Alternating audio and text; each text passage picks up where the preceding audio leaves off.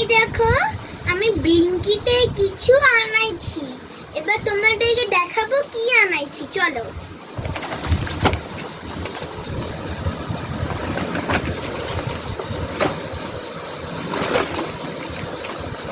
এগুলো সব আমি কাল স্কুল নিয়ে যাব, কিছু ছিল না তো এজন্য আনাইছি।